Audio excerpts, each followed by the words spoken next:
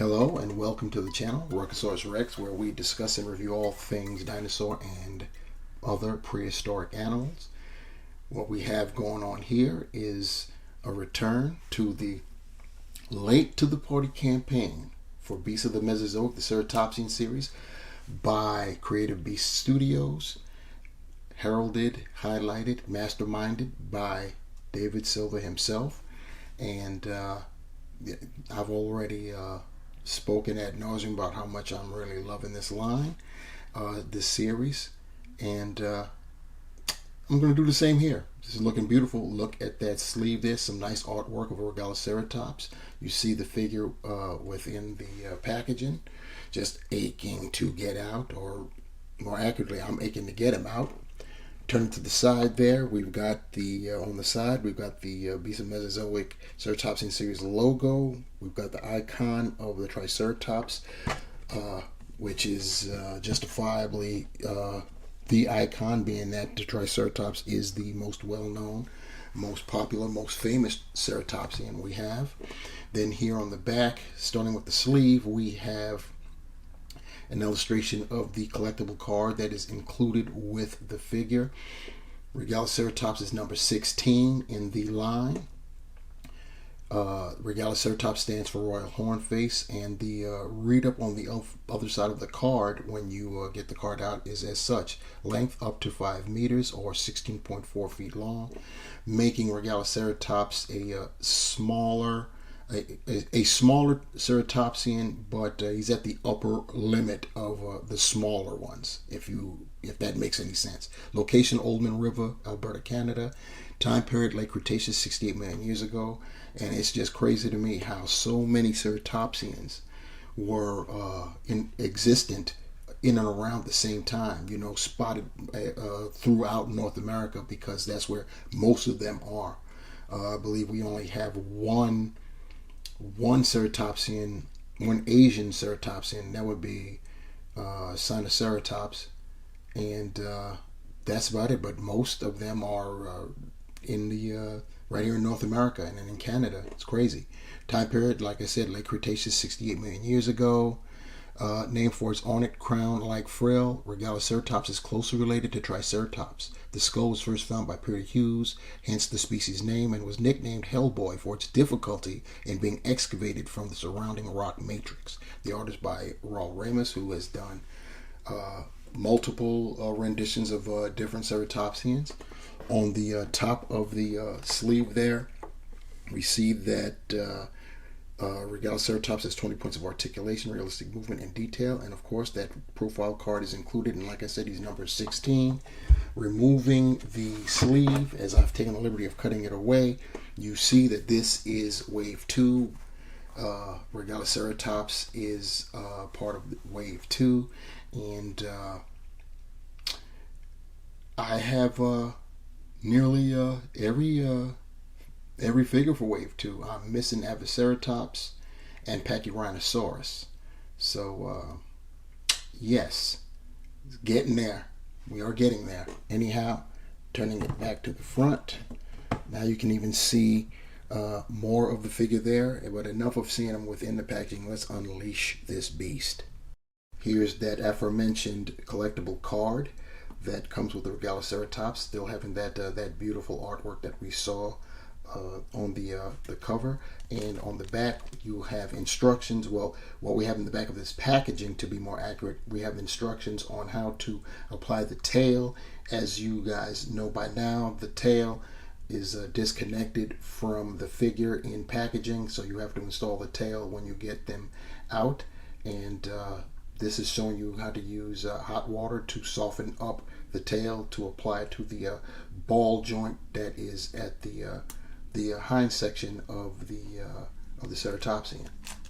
And of course, as I stated before, on the back of this collectible card is that information that I read off at the beginning of the review. Also included with Regaliceratops, as with all of the figures that come with Beasts of Mesozoic, are very beautiful backdrops. What we have here is a tropical kind of setting over some water. If I tilt it up some, you can see what I'm talking about there. And these are pretty good for taking pictures and making a kind of a instant diorama. So here we have our Regaliceratops unleashed from his packaging, and I have to say, as always, the paint apps are absolutely magnificent. This species is painted. It's based on a tomato frog. The paint apps, beasts of Mesozoic, are always basing their figures, get their color inspiration from existent reptiles and amphibians. And like I said, this go around, it's the tomato frog that Regaliceratops has got its hue from, and it's just inspired. There is, of course, the artistic license to expand upon that base, and I can tell you right now it's looking pretty good, looking very, very nice. So let's get our Regaliceratops off of the stand and get a better view. And here we have our Regaliceratops off of the stand, and like I said, pretty nice. I'm going to take a quick measurement of our Regaliceratops, and while I'm getting my tape measure out, you guys can go down below and like the video and help support the channel. And while you're down there, if you haven't done so, please subscribe.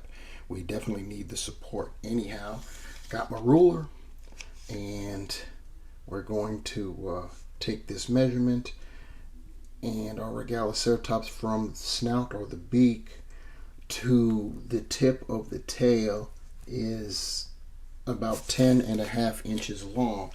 Now, the Regaliceratops was a little over 16 feet. I think the readout stated that it was 16.4. 10.5 inches at 1/18th scale. If you do your math, that comes out to about 15.75. So this is representative of an animal that's just under 16 feet. So this is right there in that 1/18th scale. And to give it some type of context there, I'm using a Hasbro Vintage Series Mandalorian, which is 3.75 inches and is also 1/18th scale. So this gives you an idea what an approximately 6 foot tall human would look like next to a Regaliceratops. So now keep in mind, I did say that the Regaliceratops was on the upper end of the smaller ceratopsians. Having said that, still a big boy at 16 feet long. Incredible. Getting a look at that skull there. As always, that's the highlight when you're talking about ceratopsians. And you can see right here that the Regaliceratops is laced with horns and spikes there. He's got that nasal horn facing forward. His nasal horn is actually a bit longer than the brow horns, which are cool. So I'm sure that if they were using their horns for defense, he could defend itself pretty well.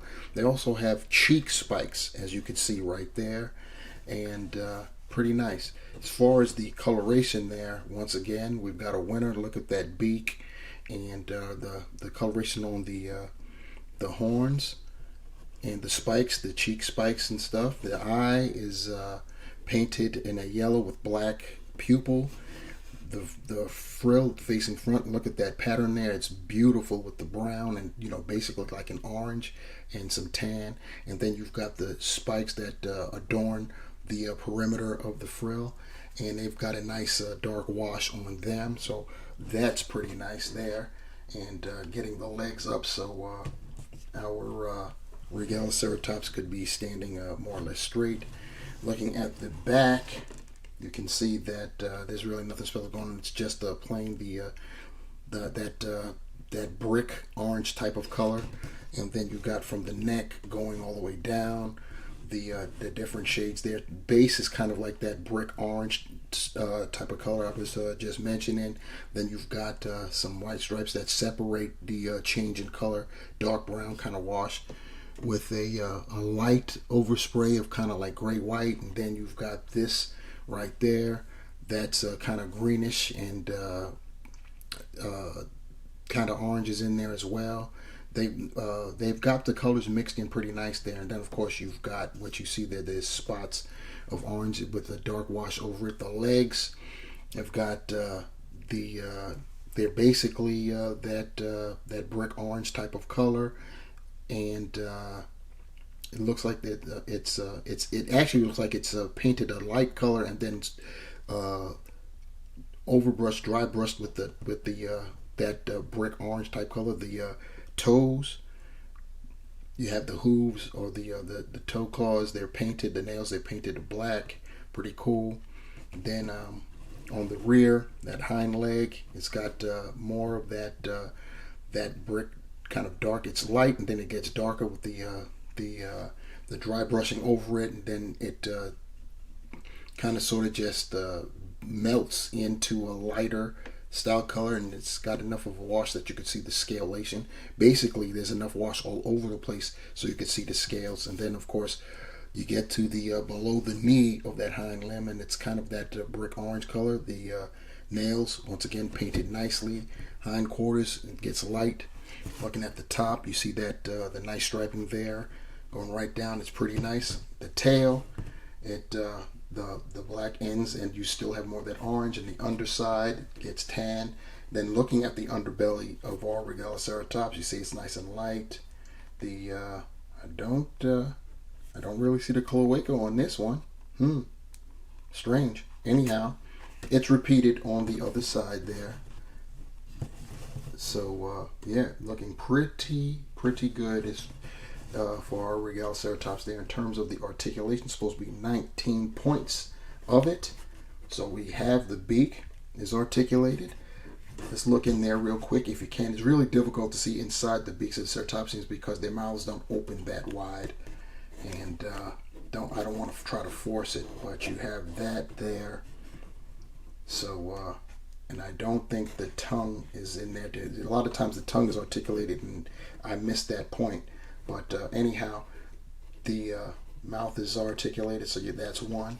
The head, independent of the neck, you can go left, right, and up and down. And then when you add, and it rotates as well, I believe. Nope, you'll have to do that. This doesn't have that kind of rotation. Some of the ceratopsians the head can actually rotate. But in terms of turning the head along with that neck articulation, you get some good turns right there. So left, right, you see that going back. You can get it to look up pretty nicely. And I think if you pull it out some, there you go. You can get it to look down that much. So you can get it to in a grazing pose. The body right there, midsection, you've got articulation there. So you can go up a little bit and down a little bit, and left and right just ever so slightly. In terms of the forelimbs, you got rotation that way.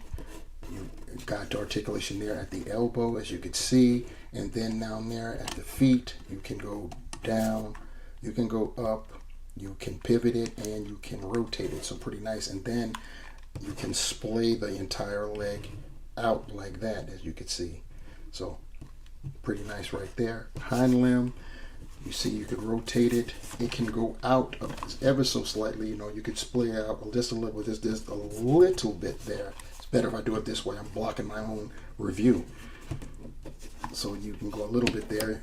At the knee, you get articulation there, and it does swivel. I believe the front swivels too, which I did not know. I failed to mention. So you can get swiveling at that elbow with the forelimb. And like I said, you've got rotation, or not rotation, but articulation there. And then at that secondary joint, we'll call it like an ankle, you've got articulation there as well. And then with the feet, you've got, it can rotate and very slightly pivot. It can go down and up some, so that's cool right there.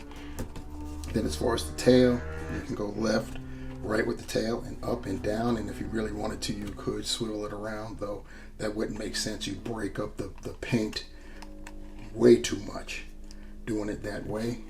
So look at that, not even trying, and I got him in some kind of crazy looking pose. But yeah, this is, gotta love these figures, and I do.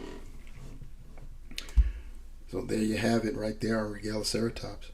For some comparisons with other ceratopsians, we have Protoceratops right here, which was this species was a little bit smaller than 6 feet long. So when you talk about smaller ceratopsians, well, there you have it right there.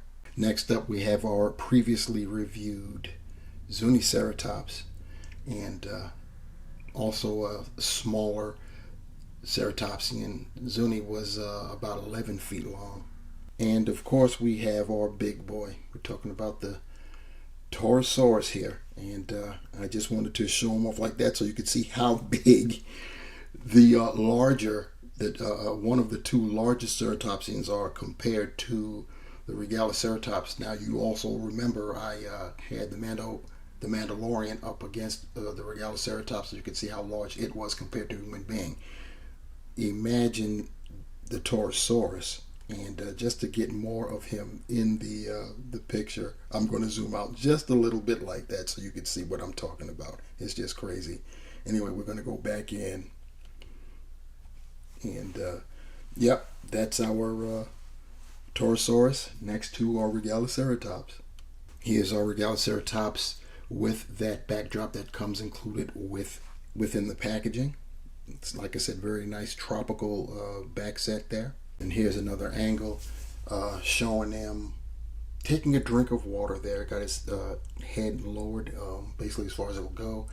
And if I really wanted to, I could have splayed the legs out a little bit to get it to look like its head is even closer to the water. But you get the idea. Pretty nice. So in closing, the Regaliceratops is a beautiful figure, but I mean, I've been saying that over and over again. I guess I can just clip it and just run the loop back on it.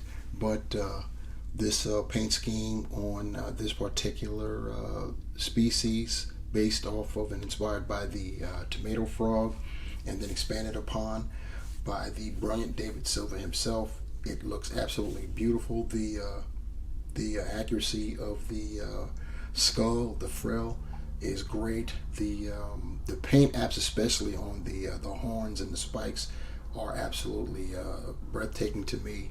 It's a very, very nice figure, and the articulation is great.